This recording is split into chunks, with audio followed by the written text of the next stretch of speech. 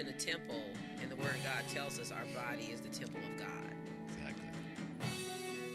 If you can capture a young person's mind, and that brings in the will, Yes. the emotions, Yes. the goals, the visions, drive, the drive. dreams, Yeah, the drive. Put it together.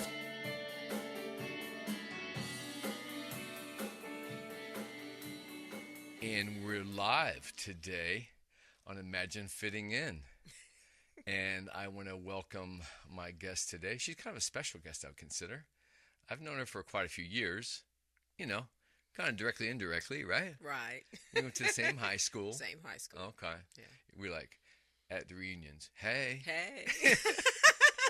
So my guest is Mary E. Thomas. Yes, sir. And so welcome. Thank you. Yeah. And here at Imagine Fitting In, it's all about mentoring, which I think I hit the jackpot with this guest today. And I think listeners are going to discover why. Mentors healthy lives in community. And it's all about contribution.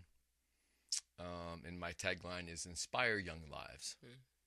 And try to pay it forward for the many mentors I've had in my life, which I still have people influencing me along the way, which I consider I'm being mentored if I get a little nugget here and there. Right, right. And when I talk about nuggets,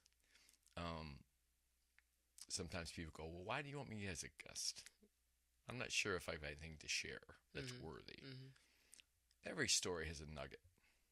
And when we talk about mentors and healthy lives and community, you know, everybody can kind of relate, you know, for the most part. So I'm very interested in learning more about your work, how you got there from the time, right, from way back in high school to where we are now. Yeah. From what I see in social media, you seem very passionate. Yes, I am. And empowered to empower other young people. Yes. Yes, and that's a beautiful thing. That's a beautiful thing. So usually, basically, we start and say, you know, where were you born? Where do you call home? And what was, you know, what did mom and dad do? And what was family like growing up? Oh, wow. Born in Dayton. Yeah. Raised on the west side of Dayton. Shout out west side. Yeah. My parents are from Columbia, Tennessee. Okay. And my dad and mom, and you're going to be shocked at this, they got married at 15 and 17. That doesn't shock me a bit. When you started with Tennessee? Yeah. No. Yeah, so 15 and 17, my mom had one son in Columbia, Tennessee, and really part of their story is the doctor told her she wouldn't be able to have any more children, but they just wanted to... after the first child. Yeah, after the first child. Yeah. For 7 years, they were there, restarted by coming to Dayton, Ohio, and lived with my grandfather. And my mom got pregnant again, and she had 7 more children. So I want to know who this country doctor was. Yeah. I really think just being in a different atmosphere, different place, helped them. Okay. And then so maybe stress related or like maybe stress related, environmental conditions to like. Right? Because we know that they were in a small town where everybody knew everybody. Okay. So they came to Dayton, Ohio, a bigger place. Dad worked for GM, and my mother was a housekeeper. Okay. Yeah. You know, a mom at home is a valuable piece of a role. Probably more important than any role we ever know. Yeah. You know, she cleaned homes. Okay. She cleaned homes, but she wanted to make sure that she was home by the time everybody got home from school. Right. Making ends meet. Yep. My mom did the same thing until she was able to go back to work part-time once we got into school. And when we were young, she'd get back early, but as soon as we were considered like old enough to kind of oversee the other younger ones, whatever, she's trying to pull that off a little bit. Oh, I'm calling. How are you guys doing? Go start your homework. Yeah. Stay out of trouble. Yeah. Mostly stay out of trouble. Yeah. Well, mom never got another job. She loved children. Awesome. So she raised her children. And so she had 8. 8, yes. And now where do you fall in there? I am the baby of 8. Oh, my goodness. 5 brothers, 3 sisters. Currently, there's 4 that are living and 4 that passed. So. That's life. God bless. Yeah. Exactly. Yeah. My mom, who just recently passed, was one of 9. Wow. And she was basically right in the middle. Okay. And so the dedication I wrote, I shared openly. Yeah. And I had to mention something along the lines to acknowledge, and through years of time understanding their family and that dynamic, realizing, and through her sisters, mentioning that, her almost a helping mother figure with her mom, right in the middle of 9, you can imagine. Yeah. All the 4 younger ones younger. Right. Where she was just really, and it just set the tone of like, when she got her own family. Right. You can't say this is like probably just a natural practice, or she went through some reps, let's say. Okay. I think they all went through some reps. Right. And so both your parents were from, what's just the town again? Columbia, Tennessee. Columbia, Tennessee. Very small town. You Okay. Leave Nashville, go to Columbia, and you're out of it like half an hour. Okay. That's not. And were there even deeper roots, like their parents were there? Or do you have any knowledge of that? I'm just curious. Their parents, both Columbia. My grandfather was a pretty rough guy. Went to jail, started a new life in Dayton, Ohio. That's my dad's side.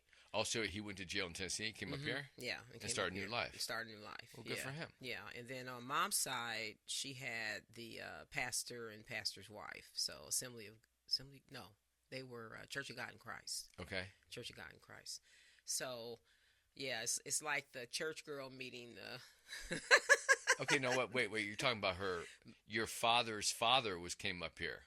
Yeah, my father's father came here to Dayton, Ohio. Yes, and he was the one that got in trouble. Yeah, got in trouble in Columbia. Reinvented, okay.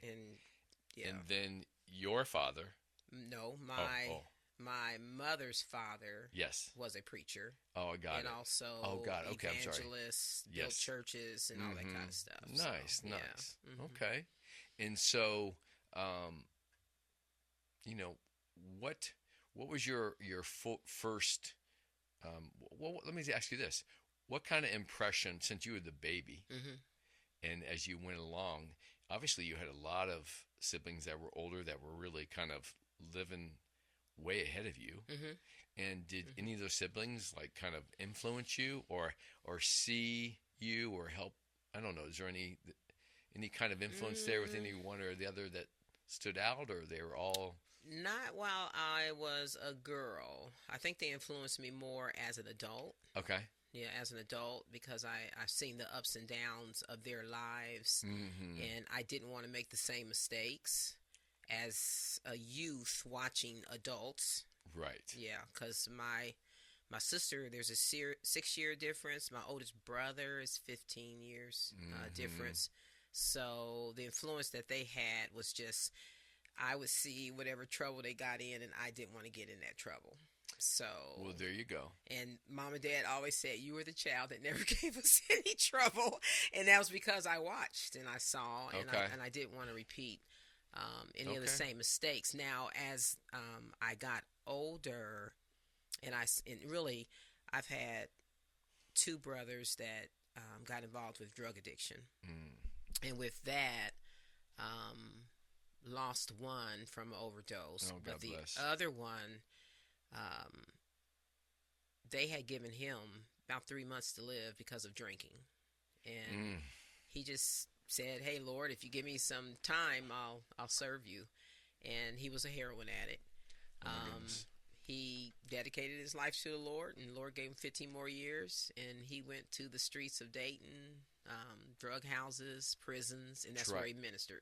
Okay, so tried to make a difference. Yeah, and so that's what influenced me in my life, just seeing him change. Oh, sure. Seeing him change and given additional life I just looked at him in awe.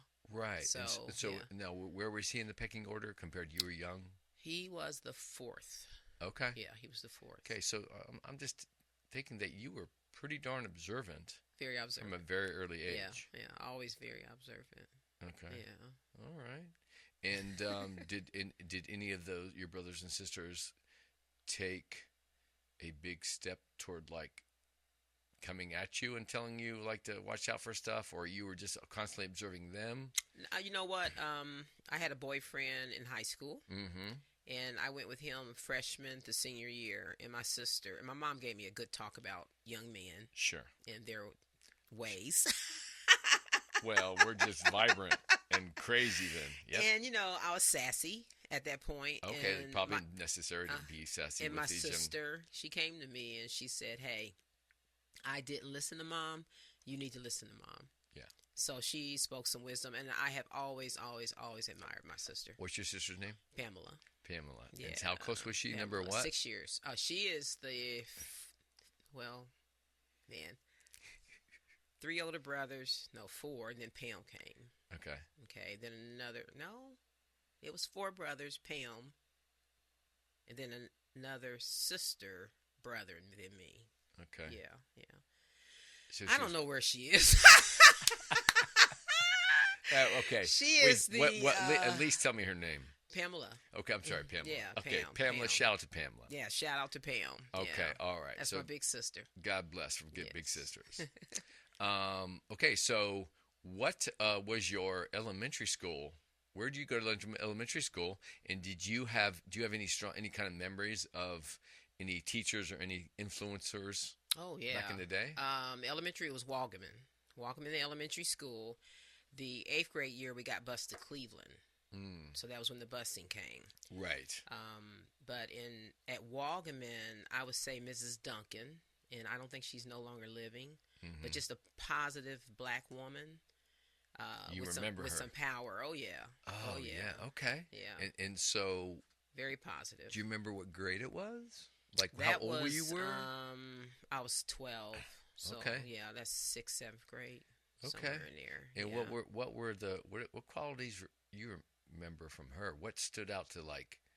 What did you take away? She was bold, black, and strong. Okay. And you didn't see that many African American women like that. Stepping up. Yeah, stepping up. And Now- she was a teacher, Yes. very knowledgeable, and wanted to see you succeed. Because I've had lazy teachers too. Of so, course. you We know, all have, right? yeah. And when you have somebody positive like that, just dress sharp, look sharp. Hey, proud and stand tall. And yeah, right. And So I see we got all your ammunition for today's work. That's awesome. Yeah, and then getting bused to Cleveland, that was a life-changing thing. Okay, so tell me about that experience and what that was that like in '79 or Yep. And 70? Yeah, was it 78, 70, somewhere. Right. Okay. Yeah. My sister, I remember my sister was just starting to go to Belmont. She was busted Dunbar for I don't know if it was a year or 2 years. So maybe 76, 77. Yeah, something like that. Yeah, something like that. Late 70s. But yeah, everyone was scared. I think Right. the kids from the East were scared. Kids from the West were scared. Right. We had a bus. The news was out. And believe it or not, back in the day, Bobby Moore, who graduated Sure. with us from Patterson. Shout out to Bobby Moore. And Lester Jackson were featured in a newspaper article. Yes. But when we arrived at Cleveland Elementary, we were told that the neighbors were going to throw rocks at us. They were going to hurt us. Gosh. Our parents were fearful that we were going on that side of town, just like those parents were fearful. Absolutely. That other side of town. Now Lester and Bobby. Now did the news interview them or something? Yeah. Okay. And I can imagine Bobby didn't have a shy of words. No shy words. He still has that article. And Oh wow. Okay. Lester passed away this year. God bless. Yeah, God bless. Yeah. So yeah, they were interviewed. But going there, I can't point out a teacher that influenced me. It was more that we as students embraced each other. Right. And didn't see a difference after we were there a few days. And it was one of the best times of my life, really, in my elementary years. Okay. Yeah. In terms so it turned out good. In terms out of like having awesome teachers or feeling just okay and having all your friends. I mean, literally, right? There's a bunch of friends that came with you. Right. All the above. Nice. So in meeting the new friends. So right. Yeah. It's one of the best years. Our graduation I can still see all of us dressed up for that graduation time, and the guys were in suits, the girls was in long dresses. Sure. 8th grade. Sure. Yeah. Sure. Yeah. I have my picture with parted hair, 77, in front of Immaculate, in front of the same church we just had my mom's ceremony. Our family, my mother went to Immaculate Conception School. Okay. Way back in the day. Okay. She was actually, they went to church as a family when it was still a converted bowling alley before they built what do we know as Immaculate Conception on Smithville. So that's long. We have a long history there. Yeah. And she, in the first year, the year that she got married, 1958, Okay. they put up the shrine. Okay. So it was a brand new shrine, and she's got some beautiful, they've got beautiful wedding pictures there. Yeah. But okay, so that was great experience. And then me personally, because we're John H. Patterson alumni. Woohoo! Beavers. Exactly. I just had a client, Giselle Terrell, social worker, who out of the blue, she's like, yeah, and I went to John H. Patterson. I'm like, woohoo! Yeah, girl. Yeah. So I knew I liked you for some reason. So anyway, the story was for my side of that story of how I got to Patterson. The trades, my parents couldn't necessarily afford to put us in Carroll High School. It was a private school. Okay. We went to Immaculate as a private elementary school, but not so much that. It was kind of that, but also they felt that looking forward, that they're not going to have enough money to send us all to college. So they go, okay, we'll send you boys down to Patterson and, look into vocations about their programs. Right. And then for whatever reason, if it was just like, how the times they thought, like, okay, my sister, and I'm not, everybody be easy on me. Back in the day, it's like assumed like, oh, secretary, or you're going to do this, whatever, these roles that women or whatever. And my sister went to Belmont. Now, I'm not quite sure why she didn't go to Patterson. I just really don't know. But it's really funny because my late uncle, who's my godfather, he's passed away, God bless. He was the history and gym teacher at Belmont. Okay. And he had the different last name that my sister's name was Julie Jankowski. Well, Fred Borgert was my mom's maiden name. Okay. And so my uncle probably looked out for her. Okay. Okay. And I always tell stories with fellow friends that I still play music with today, who are my sister's age that went to Belmont. They all went to Belmont. And they're like, Mr. Borgert was your uncle? I'm like, yeah. But anyway, so, obviously that time in the mid-late 70s, I'm so dramatically different, right? I mean, compared to, I'm sure, right? Like our parents experienced. Well, and then then it got to a level of like where we were. Right. And then we've seen this and we've got this benefit of seeing that. What was your story getting to Patterson, based on where you lived? That's very funny because all of my siblings went to Dunbar High School. Because it was closer. It was closer. Yes. So I was the traitor. Oh, wait. Now I'm interested. Now I'm interested in, was this your tenacity to being different, or you heard about it? It was my tenacity of being different. I wanted to be different. I didn't want to go to Dunbar. Okay. It's nothing against Dunbar Wolverines. I love all you guys. Because guess what? The basketball players, the cheerleaders, they used to come to our home. We lived right across the street from Dunbar High School. Okay. And my mom would serve every kid that she could from Dunbar. Oh, that's so sweet. And that was, everybody loved my mom. I bet it was so festive oriented where if she gives out that love. Yes. And, there's, giving out that love, but like I can keep an eye. Right. On everybody. And I did the same thing with my kids. Okay. Okay. Nice. But yeah, kids were coming in and out. Sure. I just knew I didn't want to go to Dunbar. I wanted to make a difference, not saying that they did not. And then I was the trader of the family by going to the Beavers. But I wanted to have a trade because my mom and dad, neither one graduated from high school. Yes. And so college was not even in my mind. And that to me was a mistake then, but it turned out okay. Okay. Right. A mistake meaning Patterson prepared you for the working world. Right. Not necessarily to go on to college. Right. And so I went in wanting to be the best secretary.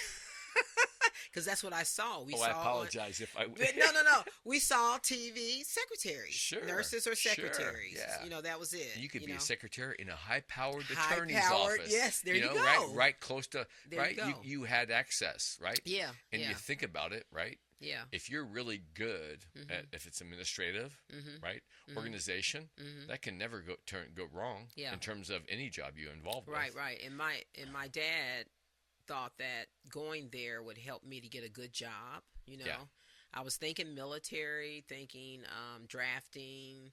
He didn't want me to go into military. Didn't want me to go into drafting. He said, "Hey, everybody, all women are secretaries." So that was kind of the other thing about okay. So did going you to Patterson? So I went to stenography. Okay. So you kind of I wouldn't say you compromised, but because it sounds like your intention was like, okay, I'm going there, and stenography. It was a specific vocation. Yep. It was in the office area. And that's those machines that. No, that's shorthand, dictation, shorthand, and typing. Okay. So it was secretarial. Okay. I'll say secretarial. Because when you say I know you think of the machines. Yeah, exactly. No. When you say stenograph, what's that term again? I was They called it stenography. Stenography. But we learned shorthand and typing in the Addy machine. Our speed was in all those things. Oh, okay. So shorthand, 120 words a minute. I still can remember. Wow. Typing 90 a minute. Yeah. And I can add machines still without looking at numbers and just add. Go. Yeah. Okay. So, little dexterity going on. Yeah. Okay. Yeah. Cool. Yeah. And so, how about you're in high school? Were there any particular teachers that, like, I'm sure there's been, I can remember myself, like one teacher at Immaculate Elementary School that was like one of the only guys, and he was I thought he was the coolest because I had to deal with nuns and various teachers. But I get to high school, and I think it was Dan Lynch that I think it was to try his attempt at comedy. Okay. To entertain us. He kind of fell short sometimes, but it was fun. Yeah. But who at Patterson stood up for you? Now I can tell you, freshman was Ward Roundtree, and I was at Stivers. Yes. And then Patterson itself, I loved Jean Hobson was the vice principal then. I didn't know she was my cousin. Oh, really? Or in the family, but we ain't gonna go there. She was also blackballed from Dunbar. No. But okay. I didn't realize that until I got into my senior year. But you know what? I'm trying to think of the English teacher. Oh my gosh! I can't believe his name slipped my mind. Okay, gentleman. Yes. Okay, I think I had Mrs. Webb. Okay, you had Mrs. Webb. Remember? Does that sound familiar? I can still picture her. I cannot believe I can't think of his name, but he did English and Drama Club. Oh. Do you remember? He's a black gentleman. I don't remember, but that's one of the regrets I have that I didn't go into drama. Nabbit, he was so. Oh my gosh.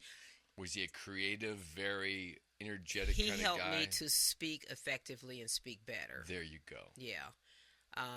English was no problem. I had problems with math, so Miss Britton was the best. Miss Britton, yes. Best math teacher because she gave us the courage to do well. Yes.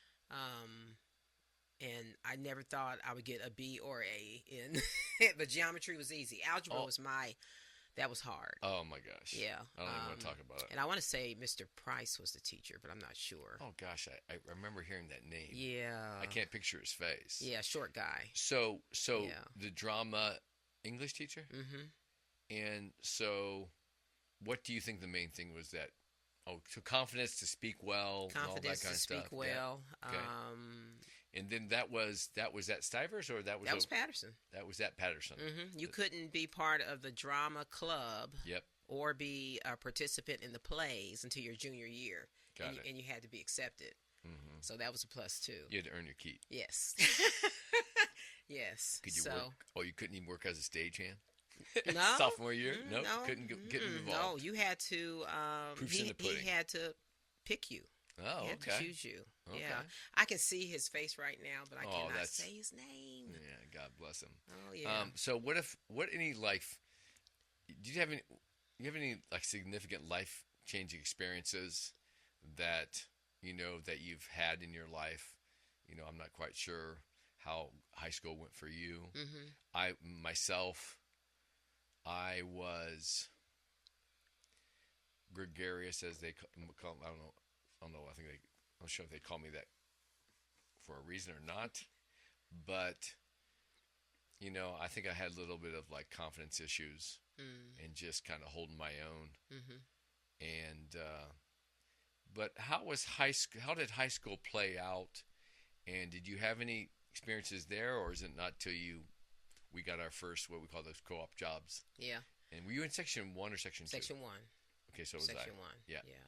Yeah. My first job was at a library in the summertime. And then my co-op job was secondary education building, working for Bill Scott.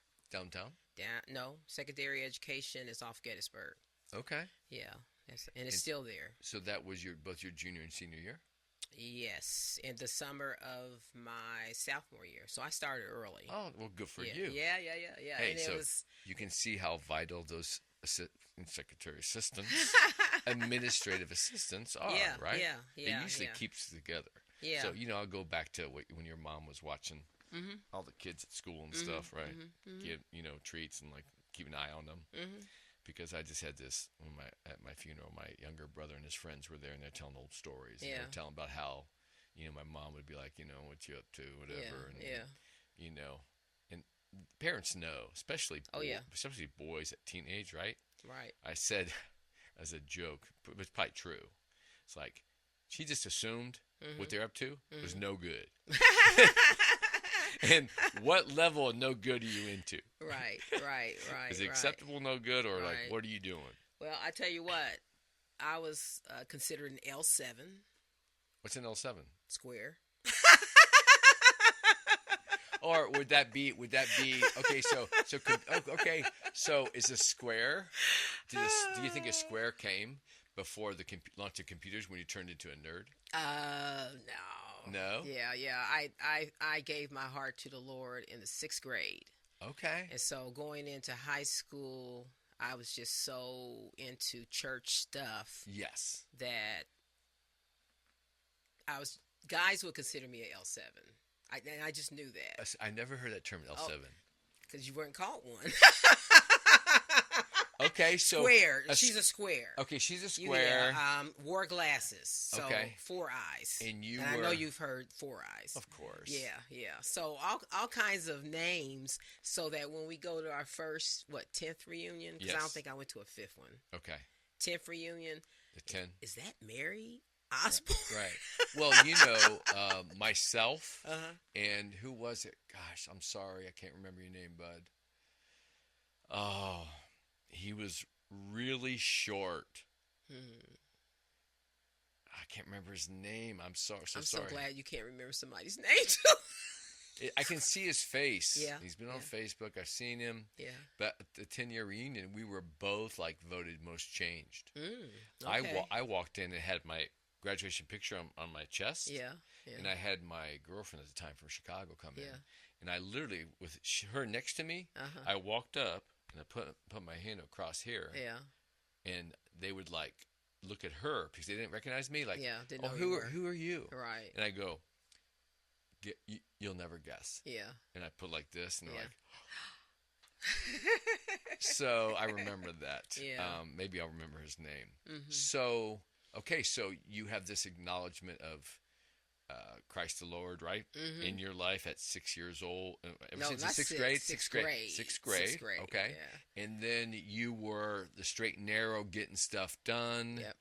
Okay. Did you have how was your interaction with fellow students? Did you find a group that was kind of a little bit similar in nature, or did No, you no. were you considered a loner, or I like a wasn't very a loner. you weren't a loner? Mm-mm. No, Okay. I hung out with some I thought was pretty cool people. Okay. Okay. Well, considering And if you're I was voted most likely to succeed. oh, I don't doubt that. I was whatsoever. surprised. I was surprised when Why would you surprise?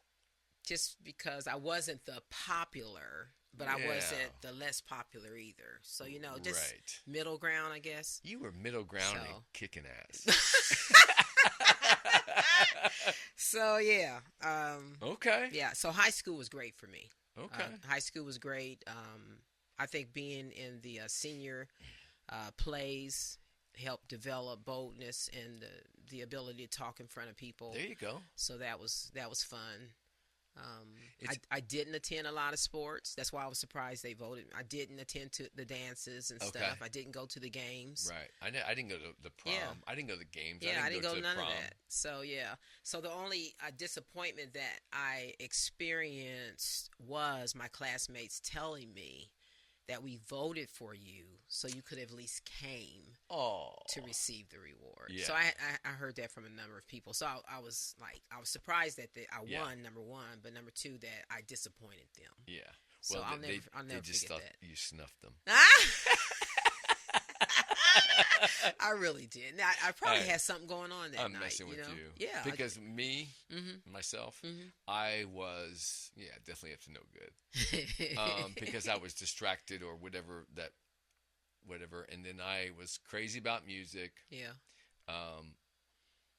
By junior year, I was hanging out with some guys and run sound in a band, and then that broke off, and then I hooked up with another guys, and I ran sound, and we did they actually did very well. Okay. In 82 through 84. Yeah. And the band Broken Arrow, shout out to Broken Arrow, Kevin Voorhees, I just talked to him last night, Okay. the drummer.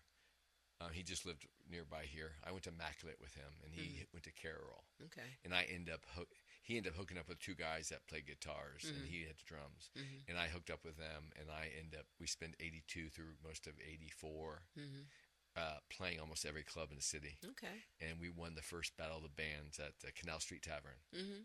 We launched that place. So I'm kind of wondering, Yep. did you ever play with Richard Bibbs and? No. It was interesting you say that, because it wasn't until later that everybody gets on Facebook that Richard starts sharing some of his history. Right. And seeing those old film clips, right? And I was like, right. oh, Richard. Shout out to And William Dean. Shout out to Richard.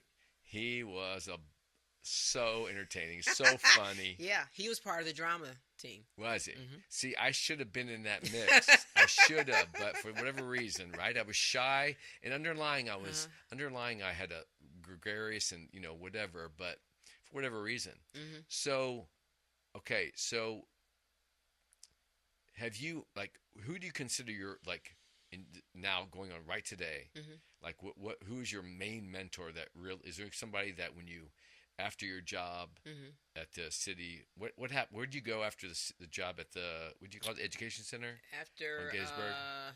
After the education center, I went on to University of Dayton. Okay.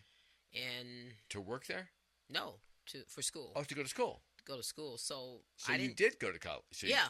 Okay. Oh, yeah, Awesome. yeah, Because earlier you were like, yeah. Okay. But the reason I'd say it like that is Yes. because no one in our family graduated from a college. So mom and dad did not know how to help us. Right. Sure. Apply, go, and all Yes. that. Okay. I knew I wanted to go. That's awesome of you. Dad wanted me to go to a good school. And so he picked UD. It was the most expensive school you can go to, and it still is pretty expensive. Right, very expensive. But he said, you already know stenography, shorthand, and all that. They have a 2-year executive secretarial program. And that's when I went. So approach, be able to attack that thing. But they don't have that now. They got rid of it. Right. But if I would have understood the college life, yes, I would have chose a different path. But it still turned out good. And that's why I'll always say, right, you can't change anything looking back. Right. You can change things going forward. Right. And that, how you mentioned secretaries worked for the lawyers. Yeah. Yes. Well, we had the opportunity at UD to be interviewed to work in the White House, in the Capitol, Watergate. Oh my goodness! Yeah, you go, girl. Those type of interviews. Okay, that's fantastic. I wanted to work at Reynolds and Reynolds. you know, Washington doesn't have anything on Reynolds local Reynolds and and Reynolds. Reynolds. My uncle, Jerry Zimmerly. Shout out to Jerry Zimmerly. He worked at Reynolds and Reynolds for a lot of years, and then he ended up I think staying with him and moving out to California. Yeah. So those were the Meade. You remember Meade? Of course, my Aunt Kathy worked for Meade. Top executive secretaries. Okay, so it was Meade or Reynolds and Reynolds. Got it. I had interviews there. Yes. And I accepted a job in Moraine City, a small company that made artificial leg components. Oh, wow. And that was one of the best decisions in working for that small, privately owned company. Okay. Because through there, I got a chance to go back to school, majored in accounting because the controller of that company took an interest in me. Oh, beautiful. Yeah. Okay, what's his name? Or gosh. Is it male or female? Mark Sparling. Mark Sparling. Mark Sparling. Do you think he's still with us? Yes, he is. Yes. Well, shout out to Mark Sparling. Yeah, he's a controller at another company. I can't remember where he ended up at. But then I started having babies. So okay, well, back up there. You're getting ahead. Yeah, I'm getting ahead. Okay. So yeah. So Mark Sparling, that company, and then you had obviously. Did you get married before that? I got married after I graduated from the University of Dayton. Okay. And right out of graduation from there. Okay. And we were married 5 years.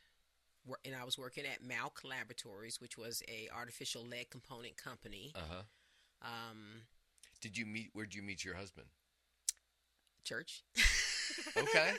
He graduated from GM Institute, which is now Kettering Institute in Michigan. Okay. It's like a 5-year co-op school. Okay. As an engineer, mechanical engineer. Nice. And he had graduated. Mm-hmm.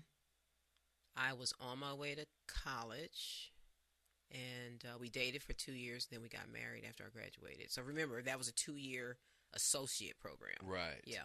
So I got married after that, started working at Malk Labs, and started having babies. And I came home after the third one. Okay. And we own a company, so I was working for Malk Labs, but also taking care of our books from the accounting training. Okay. What was the company you and your husband started? Mm-hmm.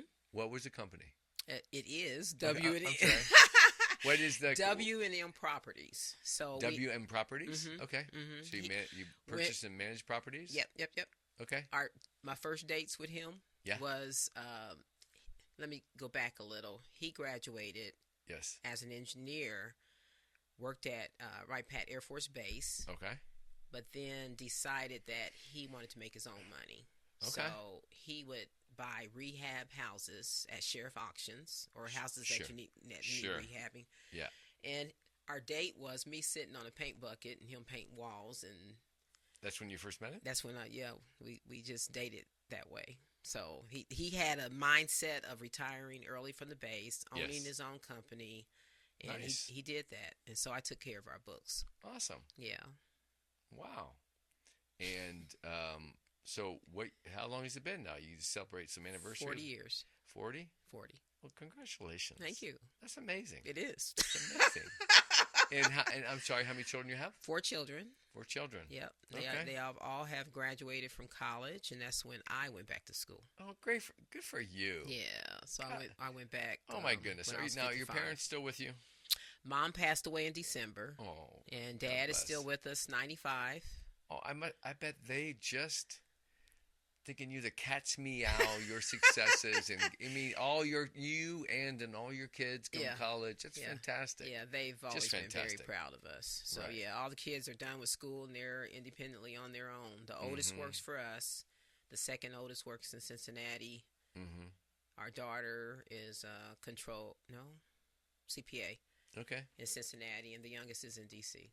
Okay. Mm-hmm. So tell me, Mary, why do you like mentoring young women?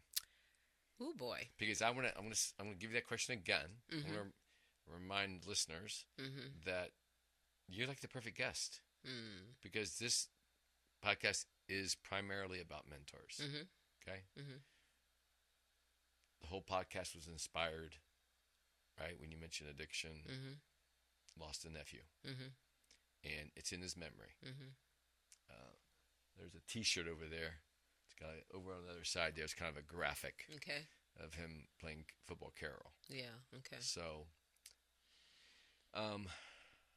my intention is to try to have people that I know and love and care about, and people that I've, historically know, friends, people that are professionals, just tell stories about how important it is mentoring, and how valuable and almost these days a necessity to keep your eyes open. I'm trying to promote the idea of people mentoring, promote the idea of a person at any age to be a mentee, to look for a mentor, right? And there's all kinds of, obviously, programs. You can tell me more. But so why do you like mentoring younger women?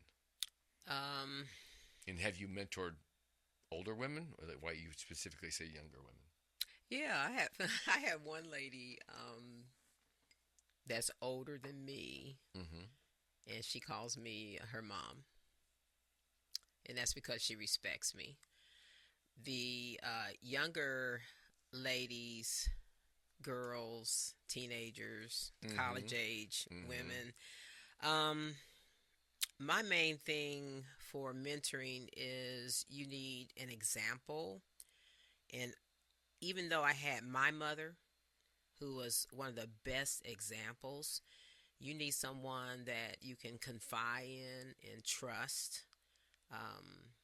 So I love feeding into a younger person, but I love accountability also, because yes, they come to me because they see something in me, yes, that they want to have, but they have to understand the journey.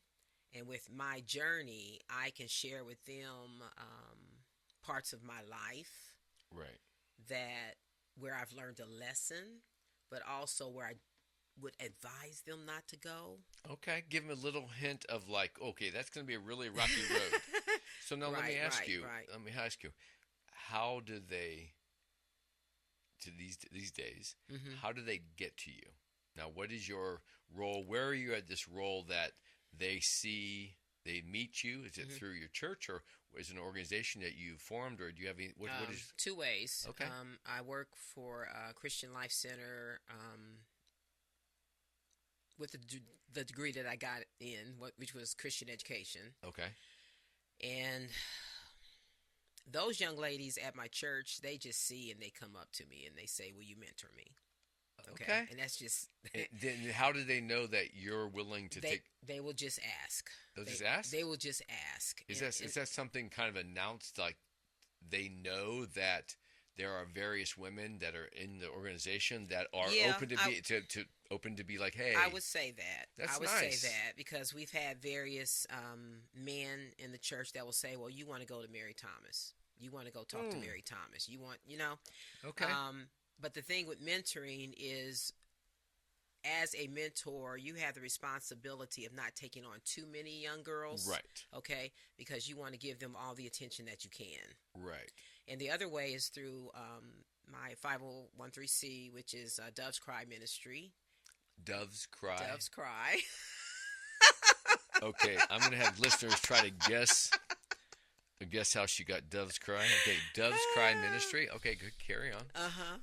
Now, Greg knows that I love a artist by the name of Prince, but that's not where he came from. Okay, now remember, we're I'm trying to get a younger audience. Okay, most everybody knows going to know that Doves Cry if they're a true, like, Prince fan, right? Right. I'm just teasing you. Yeah. Okay, so my question is that gentleman says, "Oh, you should go talk to Mary." Just in general, are looking for a mentor, or do you have does those gentlemen that are, like, kind of referring, like, when they hear that somebody looking for a mentor, what stands out? What makes Mary so attractive, or is it they just say like, oh, Mary's available, or Mary's got the talent in this area that they specify, or how does that? The main things that I hear Yes. is that I have a wisdom Okay. and a discernment that is good, but also I love the Word of God, which is the Bible. Mm-hmm. And without the wisdom and knowledge that the Bible can give you Yes. for life matters, Right. I wouldn't be where I am. Right. So Okay. Samples of seeing rocky roads. Yeah. Right. Yeah, And kind of yeah, little. because you can have a valley experience, Right. and people will turn to drugs. They'll turn to alcohol. Right. I turn to the Word of God. They're looking for escape because we know, right? They're looking to be filled. Filled. Filled. Filled. Filled. Okay, filled. Filled. They're looking for satisfaction. Okay, so maybe you feel there's like a little void in their heart. Yes. And okay, that's nice. You know, it's Yes. really beautiful. I tell you right now, Priscilla Bird, my girl, you would get along great with her. Okay, I'm just saying. I know you said she teach 2 Bible classes, so yeah. I teach 2 to 3 a week, and If she, it's a tough. you're gonna have to meet her. Because Yeah, I think the last time I saw you when we got together. Mm-hmm. Shout out to Flying Pizza. Flying Pizza, yes. We use my brother Mike Babb organized. It's like, hey, let's come down to Flying Pizza, and that's where everybody played hooky. Or no, I'm sorry, went to have lunch at school.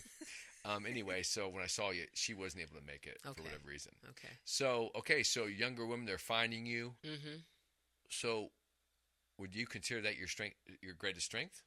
With what do you consider your greatest strength of mentoring young women, and what is any weakness or that you're currently working on to improve or something? My greatest strength is just the boldness to tell them who they are in Christ and who they are as young ladies or an older lady created in God's image, and His image is in all of us. And when you think of technology, AI, the things that mankind have created, right? They created because of the God in them and the knowledge that we all have, right? The wisdom that we all have.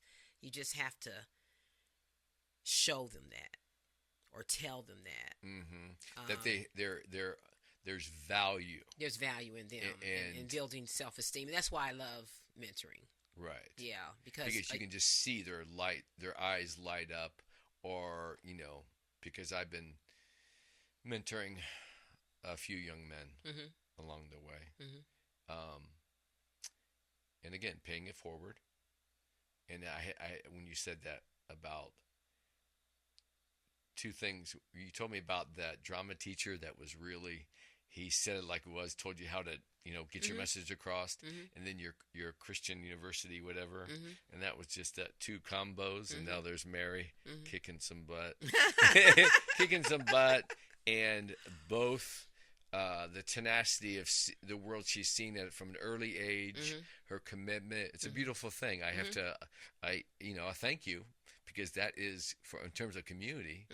That is just so powerful, and how many lives that not only do you help and assist, or we help and assist.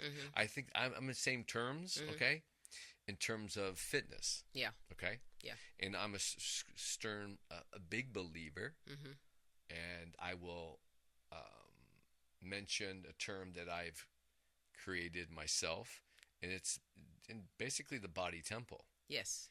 So your physical self. Anybody struggling with confidence, that's what helped build my confidence. And through that, empowered my mind and my focus and my aspirations to come to life. Yeah. And know that, number 1, you can do it. Number 2, taking a care of your foundational temple. Right. And then from there, because I don't know about you, but I want it to last as long as I can. Yeah. And quality of life. Yep. And then obviously on a spiritual plane, you are, because like you said, those lost souls, and they turn for an escape. So, this is my reality, and these substances, which there are many to choose from, Yep. are going to either mask it, numb you, Yep. and just not have to address it. Mm-hmm. And then, unfortunately, in these days and times, it's just gotten crazier and crazier. Yes. The greed, the, it's just almost unimaginable, but we should understand that man has a capability of such evil Mm-hmm. and such taking advantage. And I know there are more people the opposite of that. I just know it. Yeah. And I think it's our mission. And it's kind of like my mission that I remember waking up one day. I would ask myself, what would I do if I had all the money in the world? What I wanted to do when I first get out of bed. Mm-hmm. You know how when you have a dream and you wake up Mm-hmm. and you're like, oh my gosh, what was that? Yeah. And you're like, whoa. And then you're just trying to comprehend it. You're still laying there. And then as soon as you put your feet on the floor, Mm-hmm. everything comes in, right? Mm-hmm. Who you are, what Yep. you own, what Yep. you're responsible for, blah, Yep. blah, blah, blah. And I just said to help people. And the only way I started helping people, not highly educated and exercised kinesiology, Mm-hmm. I just had a passion to that physical temple. Mm-hmm. And I ended up meeting these great mentors Mm-hmm.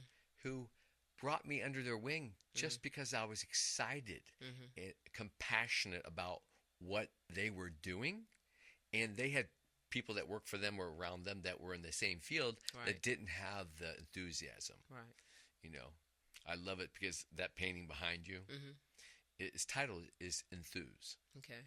Enthuse is the official, you can see where enthuse, where we get it from English, right? Mm-hmm. Enthusiasm, Right. right? Right. You see enthusiasm in a young one's eyes or anyone's eyes. Mm-hmm. That's God. Mhm. That is Mhm. in related, translated straight from the Greek word enthuse, Mm-hmm. is the God within. Ah. Okay? Okay. So it's a beautiful thing Yeah. that, you're kind of primarily on a spiritual plane. Mm-hmm. I'm on the physical plane. Mm-hmm. And then you say, okay, let's realize, empower, Mm-hmm. and then they can take those tools Yeah. and go forward. Yeah. And hopefully know that any struggle, like I'll tell you something, Mhm. like if I have a client and they really want to go somewhere, Mm-hmm. I go, okay, we're going to put you under such duress, but my duress, I'm not one of those the trainers Mm-hmm. that just destroy you for Yeah. no reason. Yeah.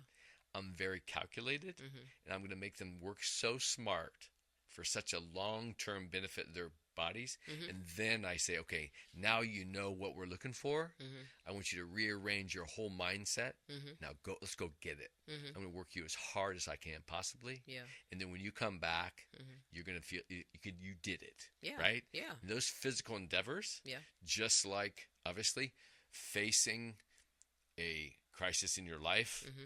and that juice of that spirituality and God, what it has to offer, Mm-hmm. and those wise words, Mm-hmm. Priceless. Right. So that's my position where I come from, where I just want to help people, Yeah. Yeah. and even more so now in other areas. If I found that I practice in multiple mediums, Yeah. Yeah. my essence, I'm an artist. Mm-hmm. My passion has been fitness forever. Okay.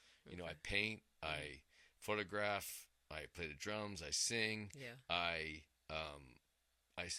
done some sculpture, and I've writing, and what I found now Mm-hmm. is that I've been interviewing people for 32 years professionally, Yeah. and asking them about their body temple, Right. Right. what they want, whatever, Right. and those dynamics. Mm-hmm. There's a lot to play. There's a lot to play there, right? Oh, yeah. Oh, So I stay in my lane until we have exploratory conversations. Right. When they ask me I'll find another question, because they respect me, that what I know on my physical plane, what I've achieved. Mm-hmm. So it's almost like, mentors are heroes. Yeah. Yeah. But you mentioned a temple, and the Word of God tells us our body is the temple of God. Exactly. We're triune beings also. So the mind, if you can capture a young person's mind, yes, which deals with the soul, mm-hmm. and that brings in the will, yes, the emotions, yes, the goals, the visions, drive, the dreams, the drive. Put it together. If you can get into that with a younger person, mm-hmm. understand the power that they can have with their mind, right, and put it on the right track, yeah, spiritually and physically, right, then if you can get into that zone with them and they receive it, you really, both of you can benefit. I have one young lady that I mentor. I learned so much from her, mm-hmm. Because she is older than her age. Okay, and she comes to me to get mentored. Okay, she's an old soul. She's an old soul. She's okay. an old soul. But with having that, a young person can get off into pride and really fall. Sure. So my goal is just to keep her on the right plane.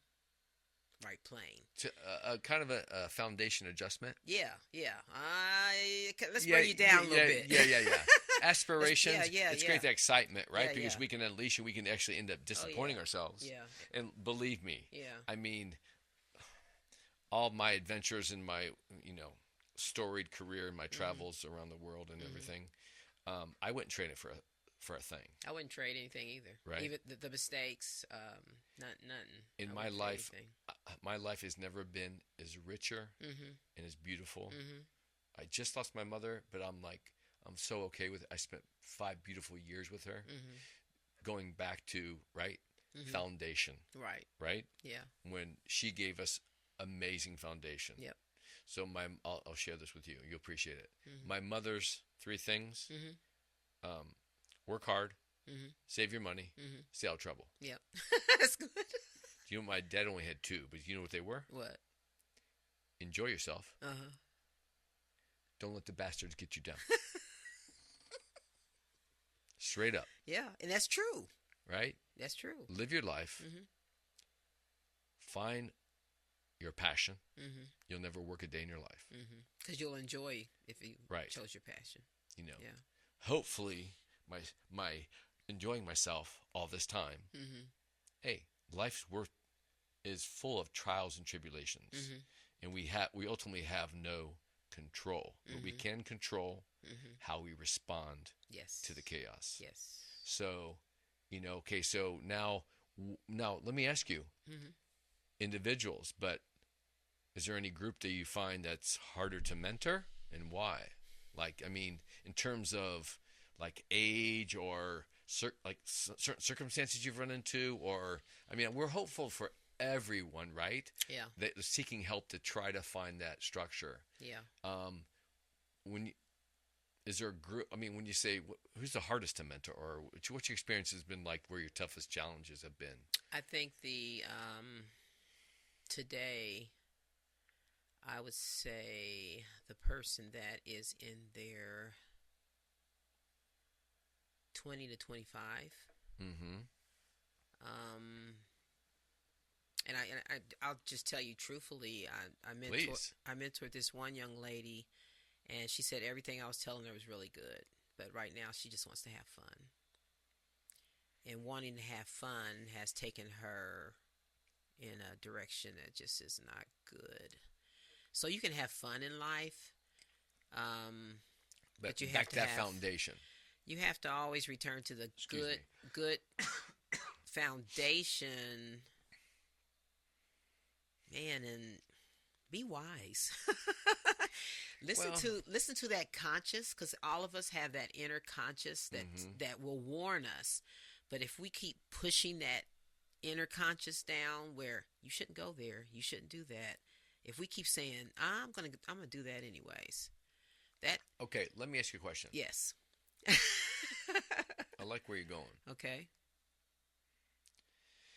In your years of life on planet, doing what you do, your mindset, what you know as what your 20s and 25 was, and now we can't disregard the effects of technology and specifically social media, Mm-hmm. like when everybody starts to be able to talk to each other and compare whatever. Mm-hmm. I don't know about you, but I'm a firm believer that, that 20, 25 age, how old were they when they got their phones? I bet they were the first kids that had basically had phones. Yep. And it is, talk about comparison just to the thousandth degree. Yeah. And when she says she wants to have fun, right? And is fun, I don't know what fun is, because it's just, because we grew up and we didn't have that. Mm-hmm. And, fun, I'm like playing a song, an album, right? You go over to your friend's house, play an album, and you just sit there and listen to it. Right. And talk about like how it sounded, whatever. You weren't like sitting on your phone scrolling, right, and having other conversations with people outside, whatever, and not even really talking to you in person. And so that's social media. The social media and the lack of the socialization. Yeah. I mean, I'll have the young ones come up to me, and I don't know, their postures, they look like they're 75. Their attention span is right, difficult, and they hardly can look at me in the eyes. So what do you found, like, okay, so do you think that right now, that age group, like when you get them younger than that, like I'm sure the sweet spot is like probably younger than 2025, because the peer pressure and all that going on starts at, like, right now, probably starts at 12. That's why I signed up to, I wish I could remember the mentoring company that came out to our church. But you start mentoring at 4th, 5th grade. Okay. And usually that's the age group that I would never mentor, because They're just too young? They were too young. Yes. I just, that age group doesn't want to listen. Okay. Their listening span is just not there. They talk back constantly. Just talk back. Sassy. Because what age are they? They're like 9 or 10? No. Wait, 4th, 5th grade? 4th and like 5th 11 grade and 12, is like 11, 12, 13. 11, 12. 11, 12. Yeah, 11, 12. My granddaughter is 11. Yeah.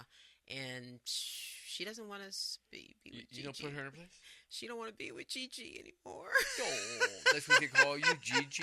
Yeah, they call me Gigi. Oh, how sweet. Well, how'd you get Gigi? That's what I chose. I was too young to be grandma. You ain't calling me granny. You're not calling me grandmother. I don't want that title. No. Just call me Gigi. It's sassy. It's just contemporary sounding. So it makes me not feel too old. Tell us more about 501c3. What made you start that, and how has it helped you personally? Well, hey, I was walking, and I believe in taking care of the temple also. So I walk, I exercise, I jog. Good. I have a personal trainer. There you go. Thanks for supporting the industry. Yeah, and that is accountability. And I Yes. think everybody needs something or someone. Structure, direction, accountability if that's what you need. in every area of your life. Okay, so physical, spiritual, mental. Get someone that will be your accountability person. Yeah. That will keep you on track. Okay, so anyway, I was walking, and I was listening to the Gospels, and I know you probably say, here she comes back to the Bible, but that's me. Well, no, Yeah. I respect that. Yeah, Listen. so I'm listening to the Gospels, and I hear the part where the dove came down. That's where I got the dove. And was he crying? You set me up for that one. Jesus was being baptized by Okay. John the Baptist. A dove came to confirm that Jesus was the Son of God. And he said, "This is my beloved Son, in whom I am well pleased." And I heard a whisper that said, "I am pleased with my daughters." So I stopped running. I had took my ear thing You off. just like had it like a. It's somebody else. you just had a moment. Yeah, right? because I'm on a country road. It's inspiration. Yeah, and I thought I heard a voice that said, "I love my daughters," and I'm like, and the voice said, "You're not the only one that has been hurt. Tell my daughters that I love them." Okay, so I go home, just still reminiscing about this. Sure. And I have a call from a minister from a church that I used to teach at for about 7 years. And she called and she said, I had to pull over to the side of the road, Mary, because I heard a voice say that I needed to call you and tell you whatever you were just told to do it. Yeah. Okay. So how am I going to do this? And so the what do you thoughts. mean, how are you going to do what? How am I going to tell other women that they're loved? Okay. Why do I need to tell other women that they're loved? And why did I have to hear a voice that says you're hurt? And other women have been hurt. It was time. It was time. Yeah.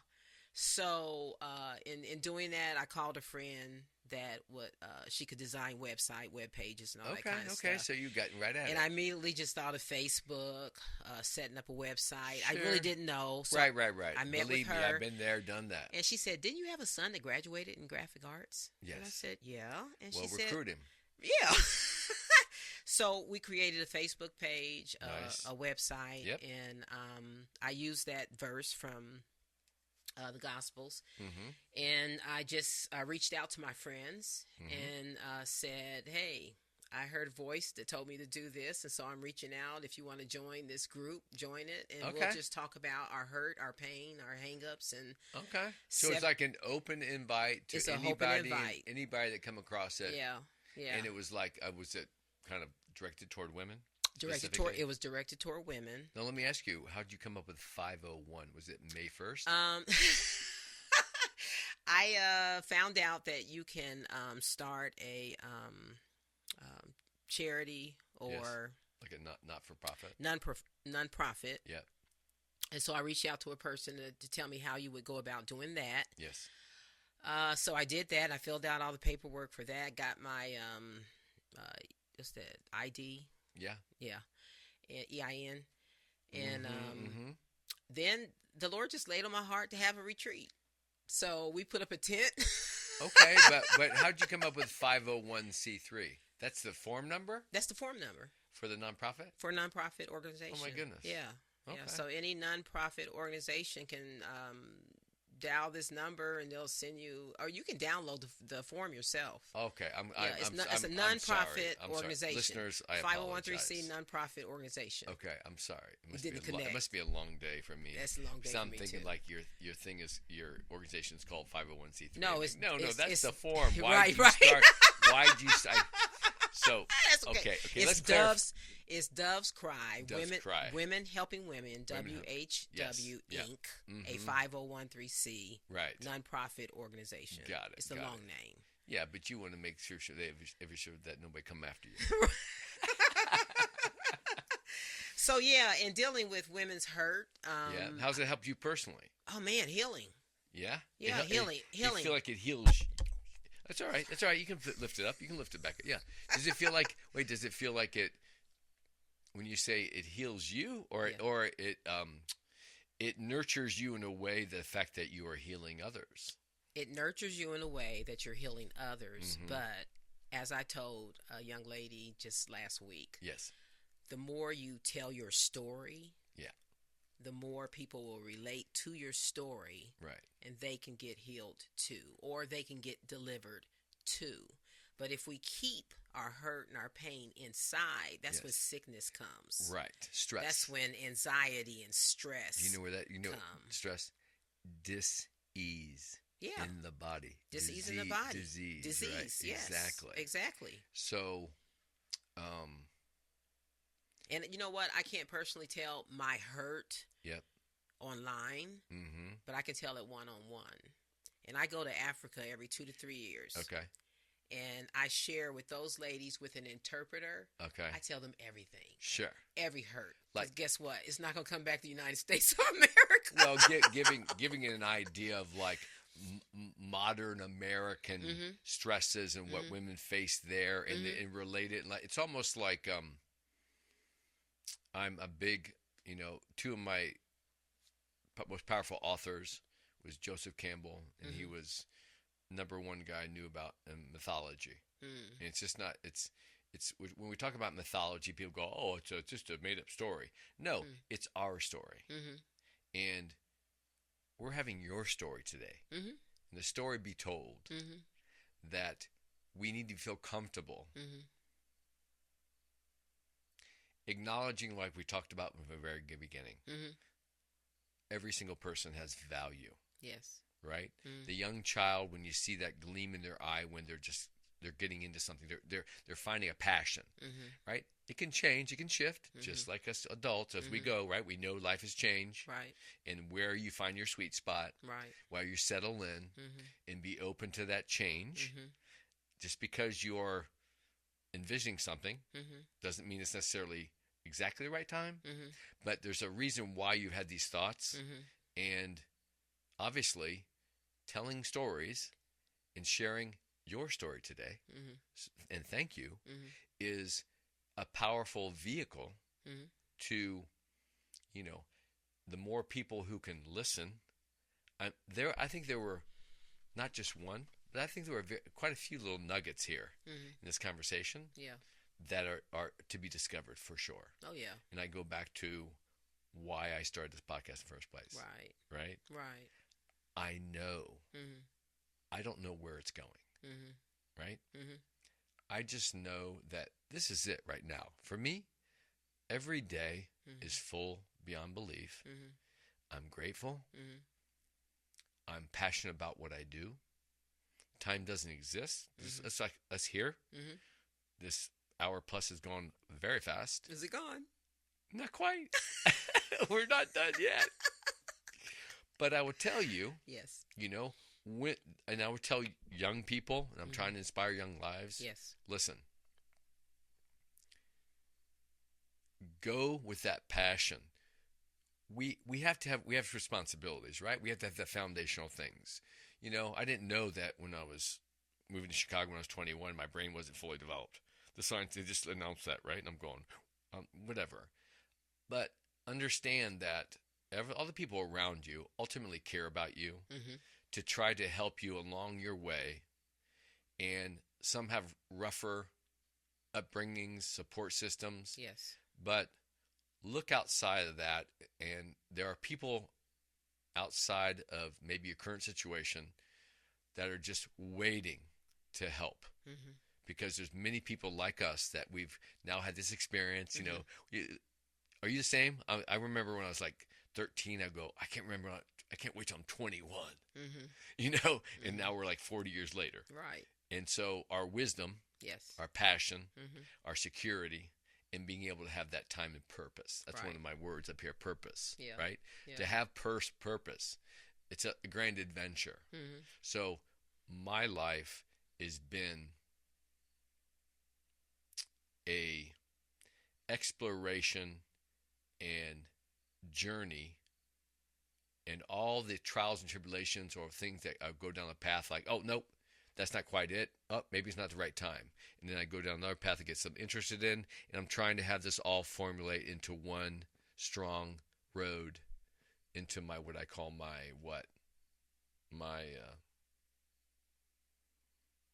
I don't like to use word nirvana, but it's a place Mm-hmm. where I feel whole enough, Mm-hmm. confident that I have something to share Mm-hmm. in a perspective to share with young people, Mm-hmm. and just love having conversations like this Yeah. to share the love, because experience is everything. Mm-hmm. And then, there's a lot of things I regret, but hey, peaks and valleys, as my late aunt said. And through your work, we just, in terms of identifying that spiritual and physical plane, we know that the mindset, right? Mm-hmm. Give them the tools. Mm-hmm. So let me ask you a closing question. What would you suggest how would someone, if they're looking to be mentored, and through your organization, your efforts, and everybody that you're involved with, Mm-hmm. if they're looking for a mentor, or they're looking to try to become a mentor, to be more involved, Mm-hmm. What would you suggest is a good advice for somebody that wants to be a mentor for young girls or young people? through your experience? If someone wanted to be a mentor. Yes, if they were interested in becoming a mentor, what do you think is what would they need to focus on? What do you found that's like really the baseline foundation of a good mentor in your experience? Listening. Listening, and you know how you mentioned a lot of young people can't look you eye to eye. Right. Look them eye to eye. Oh, of course. Look at. If you want to be a mentor, look at this young person eye to eye and let them know that they're loved, you care about them, but also listen to them. Right. I think the problem that we have as we get older, we don't want to listen. And if you listen to them long enough, they'll tell you their story. And when you find out their story, you find out why they're asking to be mentored. You get into whatever has hurt them, right? Whatever destination they're trying to get to. Look them in the eye and say, "I'm with you." Nice. And nice. I'm listening. Right. Yeah, because that's the big thing. Like you said, everybody's in their phones. Yeah. You go to restaurants, they're not talking to each other. You go to the airport, everybody is in their phone. Right. On the screen. It's just immediate. No one's talking. Immediate satisfaction and that dopamine release. I mean, there's a reason why they made the scroll like it's like a slot machine. Addictive. It is like a slot machine. Oh yeah. Yeah. And that being said, I think that's a special place when you can, those people, young lives or whatever, can come across, can make that awareness, number one. And like you said, you can't just tell somebody what to do. You need to listen to their story. Yep. And I'll kind of close with this on my thoughts on our conversation, what I think is important. So anyone that's looking to try, me as a fitness trainer, right? God bless my late father. When he turned 50, I'd gotten into the fitness business. When he turned 50, he was a voracious reader. And he felt like, I'm turning 50. So he wanted to learn more about nutrition and to really get into nuts and bolts. So he read stacks of books. And I'd come home from Chicago and visit, and I'd buy him a pair of shoes so we can go walking, And he'd say, "Greg, just tell your clients this. This stuff's really powerful. It's really important." I said, "Dad, well, I love the information you're giving me, and thank you. But I told him, I said, in order to have this beautiful basket, right? And I make this beautiful basket, and I hold it right in front of me. And it's all these components of things that for your fitness and your growth and your right determination, motivation, whatever, excitement, whatever. I'm going to try to make that basket so attractive that there I go, okay, so see anything you like? Go ahead. I'm not going to force my basket onto you. What? There's a reason why you're here in front of me. And I think that basket is that, right, that attractiveness, that energy is almost like, again, your light. Your light. That package radiates. And so I'm assuming, I bet it's true, everything I've heard of you, that everybody that knows you, that's in your peripheral, just nearby, that can touch you in your life, associate, family, friends around you, okay, Mary's a go-to, right? Yeah. And she's probably works really long days because she's so passionate about what she does. So remember that self-care. Yes. That's what I'm going to tell you, right? Thank you. I received that. And you know what I mean? And pace yourself. And just, it's great what I believe that I would like to think that I'm trying to do in an indirect way. And maybe I do something more with my other work in my fitness arena, which I'm making inroads to learning more people in the city, and I'm having more opportunities explode in front of me. Of a program that I worked for education and mental health. Yeah. And rehabbing coming out of addiction. Yeah. Showing those people self-worth. Yes. The power of the physical temple. Yes. The power of leading into their minds and hearts. Yeah. And so as far as I'm concerned, it sounds like you're making a fabulous contribution to here in Dayton. And we thank you. Thank you for having me. And I'm speaking for the listeners. Thank you. And because you are actually the first guest, you're like number 19. Okay. And you are the first one coming in and saying, yeah, I'm a mentor. I mentor young lives. So fist bump, girl. Boom. Power. So thank you so much for spending time. And I'm sorry, I think I just cut into your exercise time. No, it's not 8 o'clock yet, is it? No. Okay. No. Okay. Well, I want to again thank you so much, Mary E. Thomas. Keep doing the great work, and we appreciate you. I appreciate you. Thank you for having me. All right. It's a pleasure. All right, kids. Till next time, take care.